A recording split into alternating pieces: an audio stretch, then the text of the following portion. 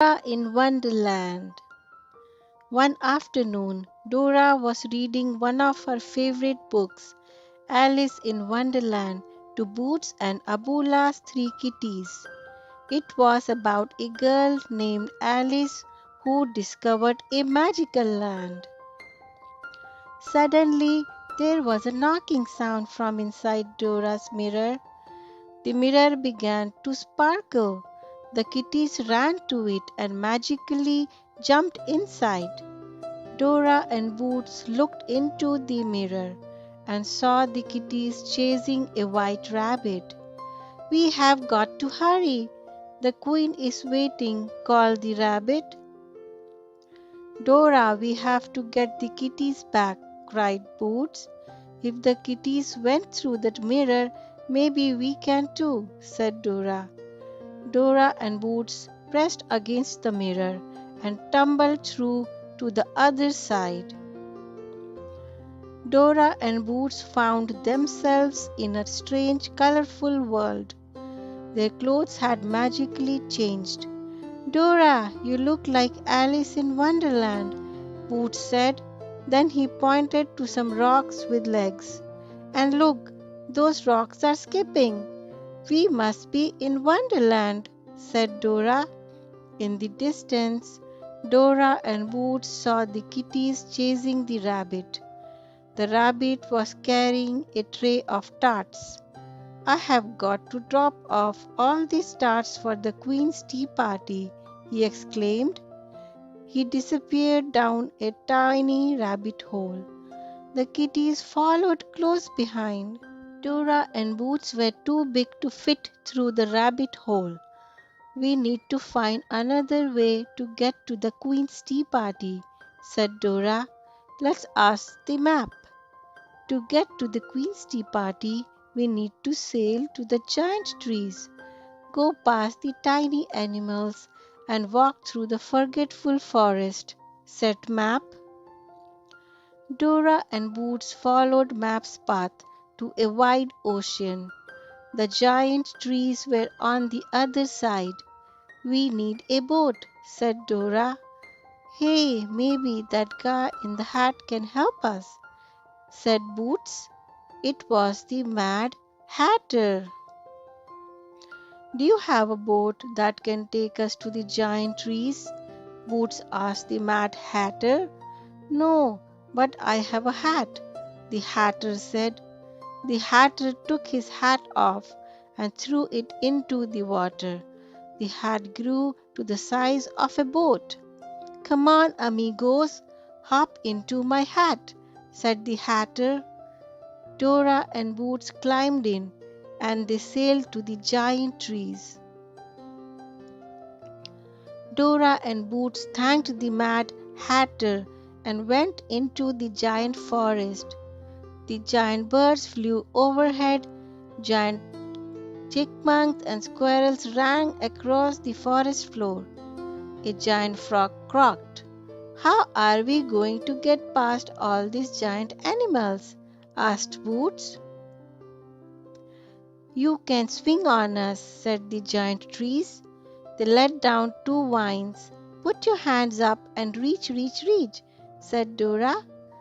The two explorers reached high and grabbed the vines. They swung through the forest and past the giant animals. As they continued on their way, Dora and Boots met Tweedle Dee and Dum. They looked like a tiny Tico and a tiny Benny. Tweedle Dee and Dum heard that Dora was going to the Queen's tea party.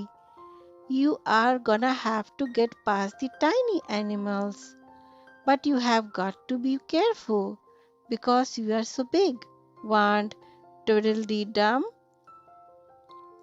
Soon Dora and Boots met a group of tiny cows, chickens, and pigs. Dora and Boots had found the tiny animals, and they were blocking the path. "How we will get past?" asked Boots. "We need to ask them politely to step aside. In Spanish we say, 'Con permiso,'" replied Dora. "Con permiso," the two friends said to tiny animals. The tiny animals danced off the path. Dora and Boots thanked the animals and went on their way. As they approached the forgetful forest, a large fluffy cat suddenly appeared. It was the Cheshire Cat. The Cheshire Cat gave Dora and Boots some advice. In the forgetful forest, you can forget all kinds of things. It is important to remember who you are and what you want and where you are going. As they walked through the forgetful forest, Dora and Boots repeated who they were, what they wanted, and where they were going, so they would not forget. They had nearly made it through when they came to a door. "I have got this," Boots told Dora. He turned to the door. "She's Dora and I am Boots. We are looking for kitties and we are going to the Queen's tea party." The door swung open. Boots had done it. Dora and Boots went through the door and found the Queen's tea party. Their Wonderland friends were there, including the rabbit with the Queen's tarts and the kitties. Everyone wanted tarts, but the mean Queen did not want to share. Just then, the Knave of Hearts appeared. He looked just like Swiper. The sneaky fox wanted to steal the Queen's tarts. The Queen pointed to everyone else. "Take their things, but leave my tarts alone." To protect her Wonderland friends, Dora held up her hand. "Swiper, no swiping," she said. "Oh man," said Swiper. "Dora, stop the Knave of Hearts," cried the rabbit. "She protected us. She should be queen." The Mad Hatter pulled a crown from his hat. He put it on Dora. The crown turned Dora's dress into a sparkling gown. "Queen Dora, Lyrena Dora," everyone cheered. Dora shook her head. "I'm really honored, but I'm not a queen. I'm Dora, and I need to bring Abula's kitties back home." The Queen looked sad. "Everyone wants you as queen because you are so brave." "I have always helped," Dora told the Queen. "Today the Cheshire Cat helped us. So did Tweedle Dee Dum and Tweedle Dee, and we would not have gotten anywhere without the Mad Hatter." "How can I be a better queen?" asked the Queen. Dora turned to the Hatter. "The Queen wants to change. Can you help her?" "She's gonna need a new hat," said the Hatter. Dora gave the Queen her crown. When she put it on, her gown magically changed. "I feel so much better," said the Queen. "I'm going to need your help," she told Rabbit. "Bring your tarts. Pass them out to everyone." After the party, Dora and Boots returned home with Abula's kitties.